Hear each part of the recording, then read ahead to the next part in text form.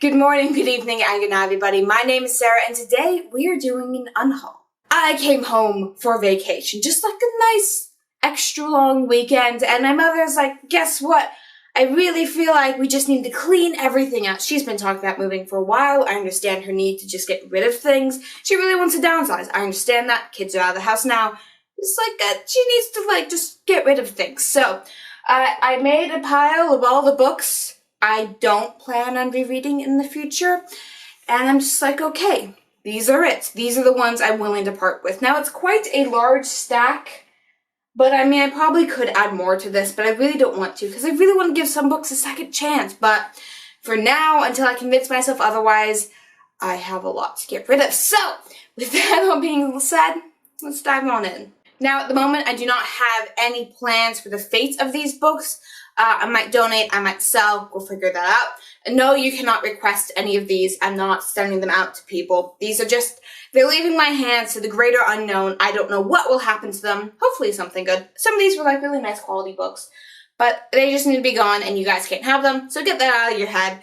But I mean, they were great when I read them. Not so much anymore.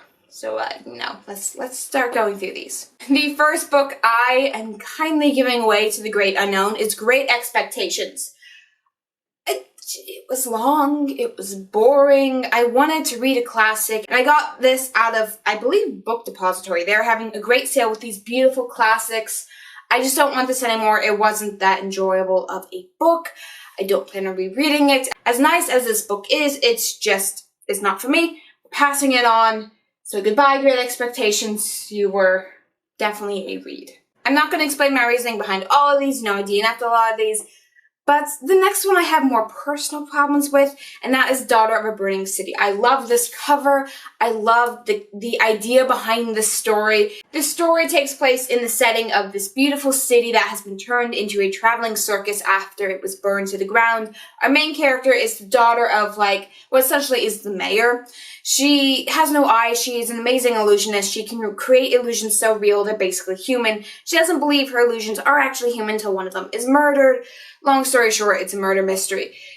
I have a lot of problems with the character development. I have a lot of problems with the difference between illusions and reality that was portrayed in this book. There is an asexual character who is an illusion in this book, and it really bothers me the way it was handled. Asexuality, its representation in media, is not good, okay? And the fact that they decided to make someone who you're already questioning if they're real or not an asexual, I don't like it. And the way that character was handled and the way the villain's motivation was handled, it was an interesting premise, and that was it. Next book is Wicked Saints. I DNF'd this very quickly. I don't like the characters. I don't like the way the plot was forming. I'm uncomfortable with the topic of blood, which blood magic is a huge part of this book. It's very pretty. It's very nice. I'm not going to read it. As Old as Time. This is a Twisted Tales Disney retelling. What if Belle's mother was the one who cursed the beast? No. It's basically the same story, except, you go back in time for a little bit, and it's like, look at the history. And then they change a lot of what they made the Disney movie good. And so nope, it's not. I'm not reading that again. Boneless Mercies. This is a Beowulf retelling, kind of. Here's the thing. I love Beowulf. I really actually enjoy that original story. The way this was handled, though, they literally took a break in the middle of the book to deal with an entirely separate plot. I did not like it. I like the idea of people who are mercy killers who go out and kill the sick and hopeless under their request, but the way they're just like, you know what, this life sucks, let's go get fame and fortune, and then they but what about if we do this in the middle of it? I'm like, no, I didn't like the way that was handled, so I'm just getting rid of it. The next one is A Long Way to a Small Angry Planet. This was a book that made me realize I don't like character-driven stories. I just felt like they were going over here, and then they just kind of wander over there, and then they just kind of spend time in space. This is very slow, very quiet, very much just a character study. It deals with interspecies relationship with aliens. It deals with just traveling to the great unknown and just living your life on a spaceship in the middle of nowhere. I need more in a book than just characters sitting around talking, okay? If you're going to have a character-driven book, have some kind of plot in it, please. No. I know a lot of people really like that. it wasn't enough. The Invisible Library and the Max City. So this is a very interesting book. These were one of the first books I read while doing BookTube, and I'm just like, I liked the premise, like books and magic and dragons, and it just kind of all fell apart. So it was cool, and like there's Fae involved, which is kind of, I wasn't the biggest fan of Fae back then, and I have no intentions of reading the third book in this series, so I'm just going to get rid of both of them. Dread Nation. I have mixed feelings about this book. I really liked the first half, but then the second half, they changed the setting, they changed the plot, they changed like everything. Really enjoyed the first half of the book. This is kind of like the zombie apocalypse took place during the Civil War era, and so our main character, she was born a slave, but she was taken into this place so she can train to kill zombies. And then, like, that's really cool. Like, the first half of it was, like, really cool with her, like, being at this epic, like, assassin school, essentially, for zombies. And then they're like, but what if we go over here? And I hated it ever since. Teach Me How to Cry. This is a script. I just, no. I don't like contemporaries. And so reading a script that is very much contemporary, this takes place in high school. It's about a couple of kids just learning how to, like, function. And I'm like, it was interesting for its read, but I'm never reading this, I'm never performing this, I'm never going to suggest this to another actor, so no. The Everything Box. I don't know if I should keep this just to hold it up and rant about it. This was the first book I ever read on BookTube. I might keep it just for that sake. It was funny, it was interesting, and then it became stale and repetitive and boring, and the different plot lines, so they had a whole bunch of characters, came together, and it absolutely fell apart. I might keep it just for how much I rant on this book. Okay, I might keep this. I will think about this. I really love this color blue. But it's also a horrible book, so I don't know what I'm going to do with it. I'm going to put it over here. Let's not touch it. What the Family Needed. This is a book about a family that suddenly develops superpowers. It's not good. It's just there's bad character development, there's bad character relationships. The father is like having sex with a 16-year-old nanny. It's awful, it's horrible. I don't like the way that the characters were portrayed. It's so like, look at this gritty reality. Look at how horrible these humans are. Like, no, I don't want to read that. I can look outside and see that story. I don't need it in my literature. Into the Wild.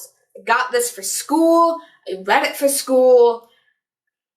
I normally have a good time with the books I read for school. It's fine, it's great. Not this one. This is the story of this guy who's from like a well-to-do family, and one day he sells everything, hitchhikes to Alaska, and then about 2 months later he's found dead. And this is just his story of what happened to him, and like is the accounts of everyone who met him on his journey to Alaska.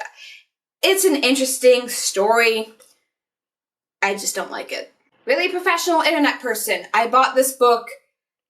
For some reason, it's a YouTuber book. I don't even watch this YouTuber. It's her life story and like what happened after she became a YouTuber. It tells of like when she was hacked. It tells of when like her family was like basically just harassed. And it's a really fascinating like warning story of like, let's not do this. But I don't like the format. I don't like the way it was just... I don't even watch this YouTuber. Why do I even have this book? That's the question. Of Fire and Stars. This is a story about a princess who is like in an arranged marriage ever since she was born. Her kingdom encourages the use of magic. Her fiance's kingdom very much hates the use of magic. She can use magic. And they didn't realize that until after they signed the arranged marriage papers. And when she goes to, like, you know, be with her new husband, she ends up falling in love with the prince's sister. So it's a lesbian, like, bisexual, like, relationship. I don't like how the relationship was handled. I wasn't interested in the magic. I wasn't interested in the world. It was just, I didn't want to read it. I DNF'd it fairly quickly. It was just, no. Scarlet. I DNF'd this before I even reached 100 pages, and that's normally my, like, limit of, like, I gotta read at least 100 pages. Like, no. Okay. Scarlet is, like, this Robin Hood retelling. It adds a new character who is, like, sometimes they portray themselves as a male, sometimes they portray themselves as a female. This is not a story about gender identity. That's just, like, what if I can get away with this? And then there's this love triangle, and it's kind of abusive, and it's disgusting, and I don't like anything about this book. It was not a good read. Nixia. I'm a little, like, tossed between getting into this book. I really like the audiobook, because this was one of the ones I was like, what if I just, like, dual read it?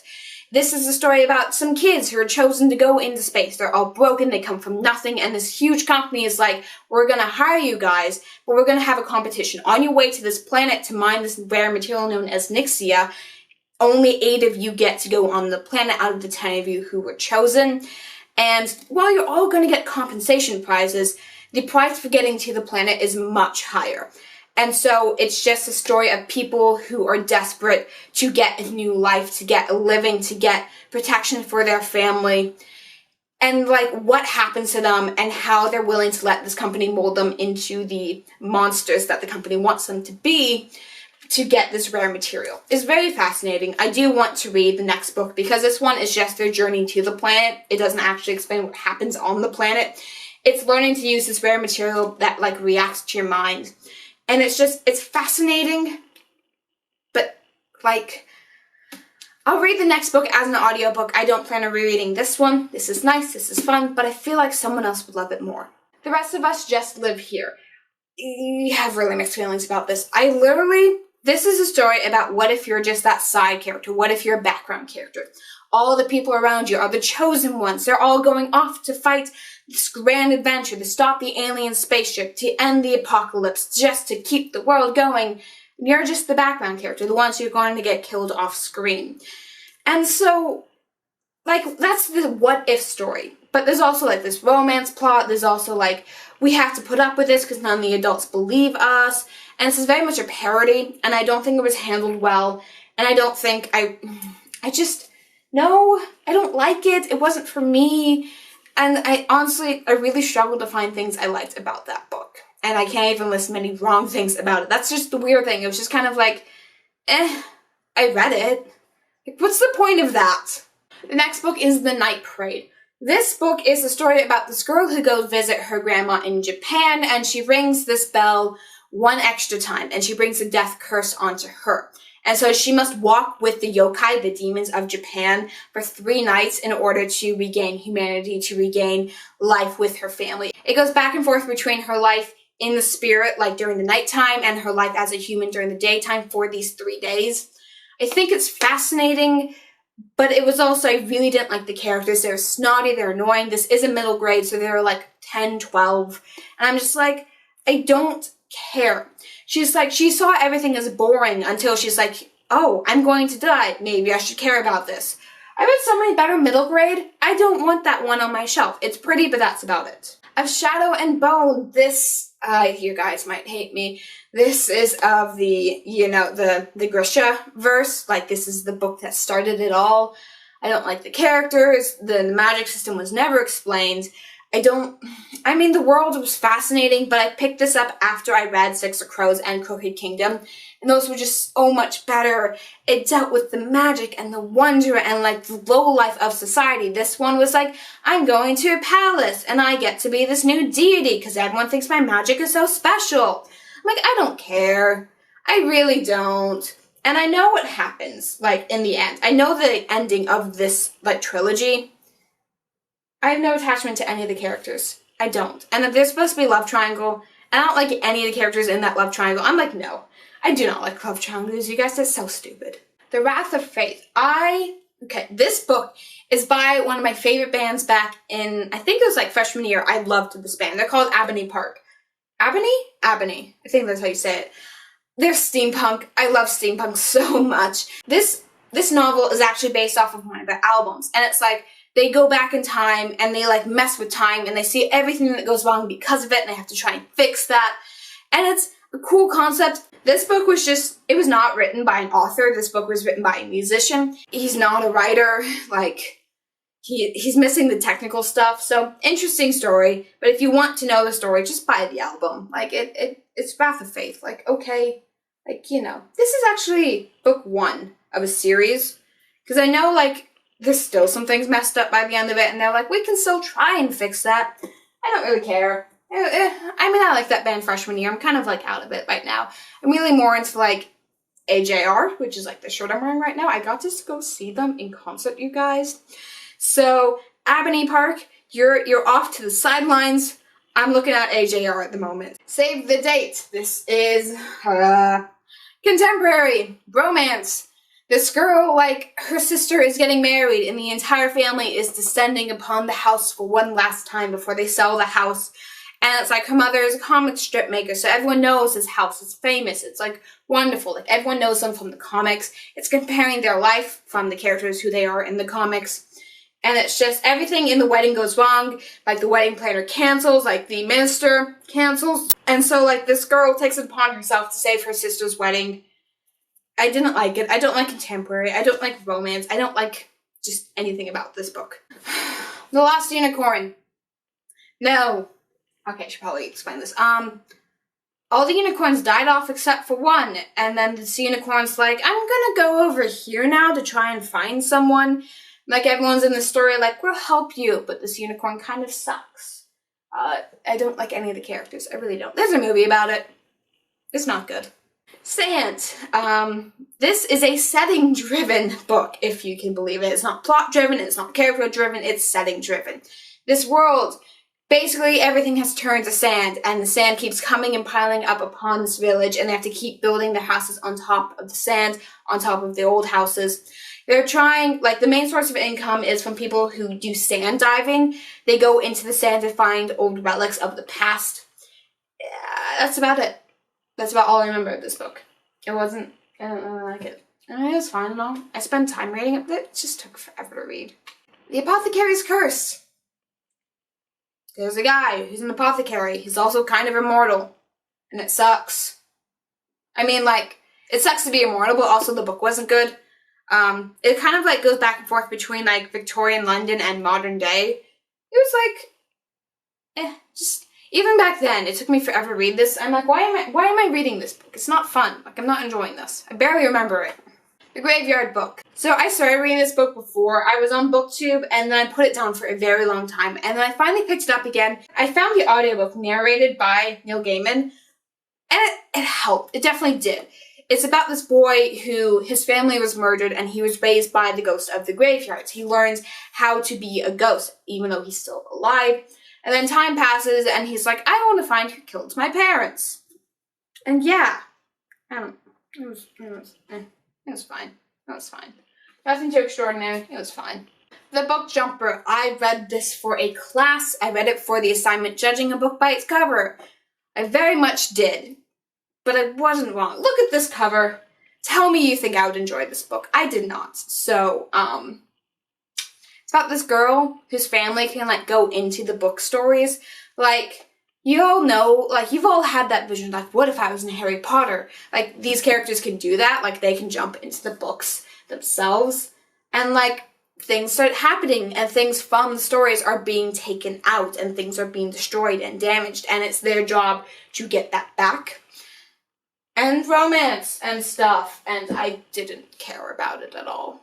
And the last book I would talk about is The Unkindness of Magicians. Now, I have mixed feelings about this book. This is an adult fantasy, like urban fantasy, like it's set in our world, but there's like this hidden world of magic, and like this time comes where like I think it's 26 years, where like a new person becomes in charge of this hidden world of magic, and it's done through this tournament of games, and like the tournament has come up again, and someone new has shown up, and no one knows who this new person is. And the thing about this book, I've read like half of it before I DNF'd it. It just felt like, we're gonna go over to this house and talk to this person, and we're gonna go over to this house and talk to this person. I felt like I was missing that grand adventure of this tournament game to decide who would be the next leader. I didn't care. I really didn't. It just wasn't fun. Like, I know some people really like this. I just have such a hard time with character-driven stories. I feel like there needs to be something else behind it. It just wasn't there. So that is all I'm going to talk about today. I'm going to save my manga for later, because I'm looking at that box, and I'm like, that's a lot. I don't know if I want to get rid of all of that. Like, some of them hold really precious memories to me, and others are just like, you're taking up shelf space. So I will deal with that on a later day. But until then, thank you guys all so much for watching. If you liked this video, please leave that down in the comment section down below. And while you're there, don't forget to like and subscribe. And as always, good night, good evening, and good morning, everybody.